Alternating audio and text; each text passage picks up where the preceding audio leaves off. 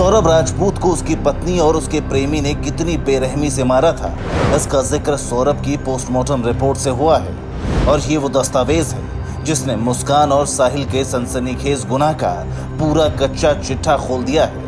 ये वो दस्तावेज हैं जो बताते हैं कि सौरभ के साथ किस हद तक बेरहमी की गई। जी हाँ, ये सौरभ राजपूत की पोस्टमार्टम रिपोर्ट है जिसमें विस्तार से बताया गया है कि कैसे कैसे और कहां से सौरभ के जिस्म को काटा गया, कैसे सौरभ को बुरी मौत मारा गया। देखिए, पोस्टमार्टम रिपोर्ट में रीज़न बताया गया है शोक एंड हेमरेज, और साथ ही उसमें बताया गया है कि चाकू से लेफ़्ट साइड पर 3 बार वार किया गया था और गर्दन पर और हाथ की कलाई पर कटने के निशान थे, और दोनों ही जो हाथ की कलाई हैं और गर्दन है वो बॉडी से अलग थी। वैसे तो मुस्कान अपने पति सौरभ को किसी और भी तरीके से मार सकती थी, लेकिन उसने ऐसा तरीका चुना जो सबसे बेरहम है।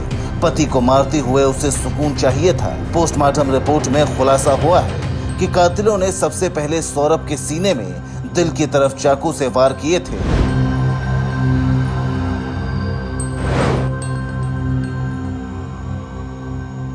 पीएम रिपोर्ट के मुताबिक सौरभ के सीने में चाकू के पूरे 3 वार किए गए, जिससे सौरभ का दिल फट गया और तड़प तड़प कर उसकी मौत हो गई। इसके बाद सौरभ का गला काटा गया, यहाँ तक कि मुस्कान और साहिल ने सौरभ के दोनों हाथ काटे और फिर दोनों हाथों की कलाई को काट डाला। पोस्टमार्टम रिपोर्ट के मुताबिक सौरभ की मौत 2 हफ्ते पहले होना बताया गया है। गर्दन धड़ से अलग थी, दोनों हाथ अलग थे, शरीर पर चोट के 5 निशान मिले।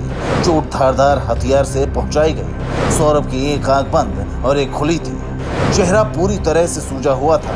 सौरभ के गले पर फंदे के निशान मिले। सौरभ के साथ उसकी पत्नी मुस्कान और उसके प्रेमी ने बेरहमी की सारी हदें पार कर दी। एक तरह से मुस्कान और साहिल हैवान बन चुके थे। खैर, जो गुनाह दोनों ने किया था उसकी सजा तो उन्हें मिलेगी, क्योंकि दोनों गिरफ्तार हो चुके हैं और मेरठ जिला जेल में बंद हैं। मुस्कान को आशंका है कि उसके माता पिता तो उसका केस भी नहीं लड़ेंगे, इसीलिए मुस्कान ने सरकारी वकील की मांग की है।